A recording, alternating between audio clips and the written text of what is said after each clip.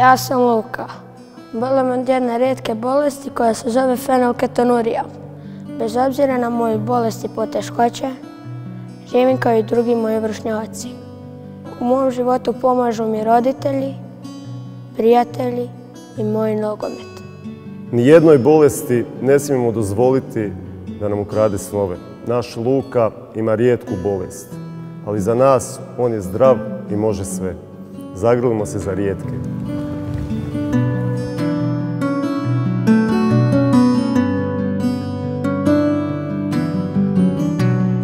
Često govorimo jedni drugima, želim ti sve najbolje, želim ti puno zdravlja. Ja mislim da je zdravlje najbitnije. Skupimo se ovaj tjedan i zagrlimo za rijetke. Rijetke bolesti obuhvaćaju najčešće 5 ljudi od 10.000 stanovnika. Zato budimo ljudi i pridružimo se akciji Zagrli za rijetke. Moje ime je Sandra Bagarić i ovogodišnja sam ambasadorica za rijetke bolesti. Pridružite mi se u kampanji Zagrli za rijetke, zagrli lijepim riječima i pomozimo zajedno oboljelima i članovima njihovim obitelji. Zajedno možemo sve.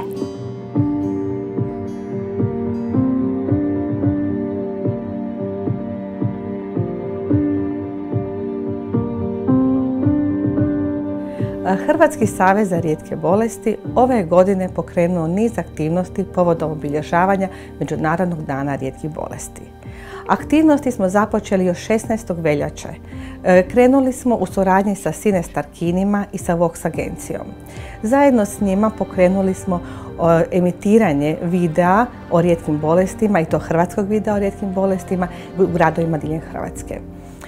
Također smo u suradnji sa Ministarstvom zdravstva ove godine po prvi puta obilježili Međunarodni dan rijetkih bolesti okruglim stolom u samom ministarstvu, gdje smo zajedno sa predstavnicima različitih medicinskih institucija razgovarali o problemima s kojima se suočavaju osobe, ali isto tako i obitelji sa rijetkim bolestima.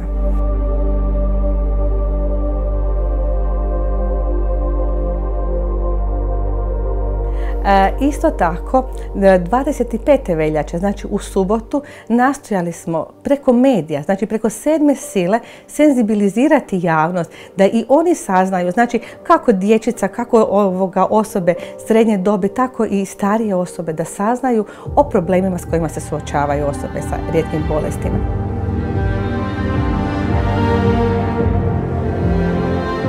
Zato smo pokrenuli kampanju Zagrli za rijetke, zagrli lijepim riječima. Stavili smo drvo života ili stablo života. Pored tog stabla života zaustavljali su se prolaznici koji su dolazili na Cvjetni trg i svojim lijepim željama, nade, potpore, ljubavi prema osobama sa rijetkim bolestima htjeli su ukazati da su oni s nama, da oni nas podržavaju i da nam žele svako dobro i da osobe sa rijetkim bolestima kvalitetnije i zdravije žive u budućnosti. Moram napomenuti da su tu predstavnici medija bili jako izraženi, koji su došli preko televizijskih kuća i radijskih emisija. Isto tako osobe iz javnog života su došli, liječnici različitih rijetkih bolesti koji vode brigu o pacijentima također su bili naša podrška, ali isto tako moram reći da nas je došao posjetiti i dati nam podršku i gradonačelnik grada Zagreba, gospodin Milan Bandić.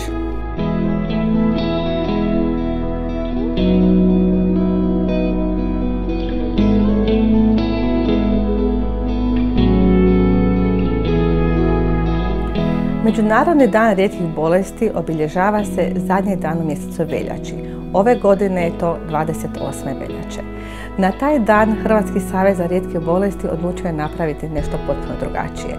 Po prvi puta nakon 10 godina rada našeg saveza odlučili smo organizirati rijetko dobro večeru. To je bila prva donatorska večera na kojoj smo željeli pozvati sve one ljude dobre volje koji su nam na bilo koji način tijekom svih ovih naših godina rada pomogli u bilo kojem smislu. Znači, nalazili su se i predstavnici državnih institucija, predstavnici farmaceutskih firmi, članovi naših udruga članica, ali isto tako i naši prijatelji i poznanici i svi oni koji su svojim donacijama željeli pomoći rad našeg saveza.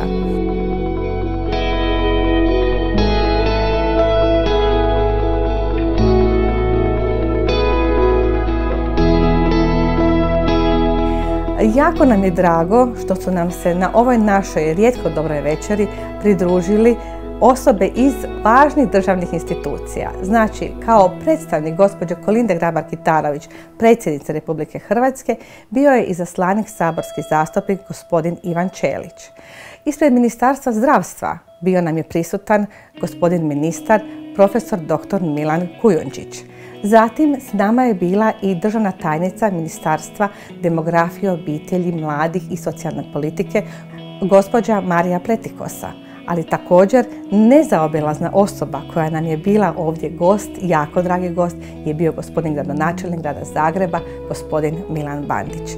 Na ovoj rijetko dobroj večeri iskoristili smo priliku i osobama koje su nam posebno značajne i koje su napravile veliki iskorak u senzibilizaciji javnosti, ali isto tako puno su pridonijele na rješavanju nekih određenih problema s kojima se suočavaju kako pacijenti, tako i obitelji oboljelih od rijetkih bolesti, i odlučili smo dodijeliti nagrade u 4 kategorije. Prva kategorija je za liječnika godine. U toj kategoriji najveće mjesto ili najveći broj bodova osvojila je profesorica doktorica Ingeborg Barišić, kojoj se od srca zahvaljujemo što je sve ove godine bila s nama, što je sudjelovala u nacionalnom programu za rijetke bolesti, u povjerenstvu za donošenje tog nacionalnog programa i što nam je uvijek dostupna kada god nam treba.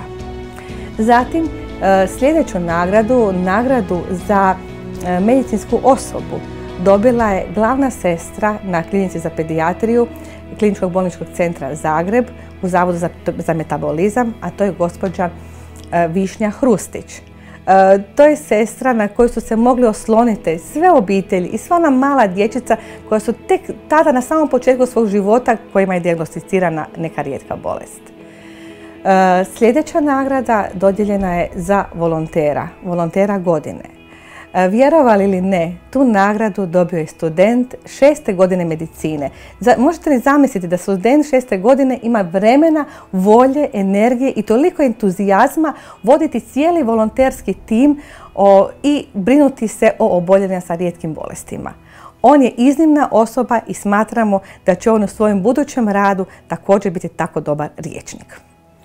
I na kraju, jedna od najvažnijih osoba koje možemo zahvaliti što ovaj Savez za rijetke bolesti tako funkcionira i što se unazad tih 10 godina saznalo toliko o rijetkim bolestima i na neki način pokrenula se nekakva lavina ovoga informacija i mogućnosti da se poboljša kvaliteta života osoba sa rijetkim bolestima i njihovih obitelji, jer i same obitelji pogođene su tim problemom.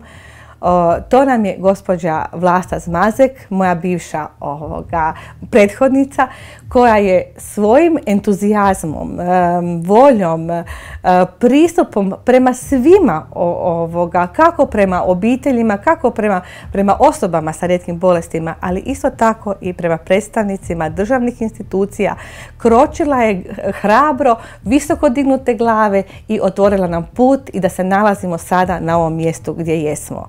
Ali nadam se to nije kraj za nas.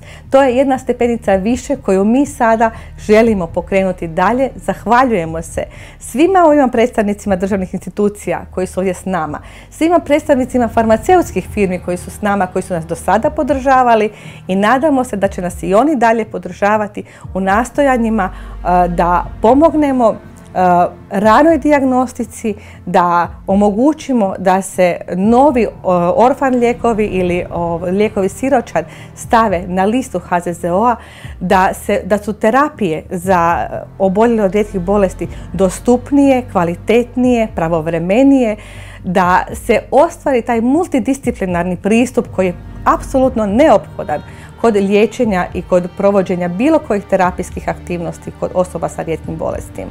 To su samo neke od naših najminimalnijih, najosnovnijih želja koje bi mi htjeli ostvariti. Imamo tu i registar za rijetke bolesti, imamo tu i referentne centre kojih ima, ali nema dovoljno jer nema za sve rijetke bolesti. Ali nekako naša vizija i misija našeg saveza je ta da na kraju kao kulminacija svega dobijemo jedan centar za rijetke bolesti. centar u kojem neće biti liječnici kao liječnici sami koji će provoditi nekakav medicinski dio, medicinski aspekt liječenja tih rijetkih bolesti. To ostavljamo referentnim centrima, to ostavljamo bolnicama. Nego mi želimo centar u kojem će se taj terapeutski aspekt, bez obzira da li se to odnosi na psihološki aspekt, na socijalni aspekt, na liječenje, korištenjem nekakvih radnih terapeuta ili bilo kojih drugih terapeuta. Cilj nam je da nam na jednom mjestu osobe sa rijetkim bolestima koje su nažalost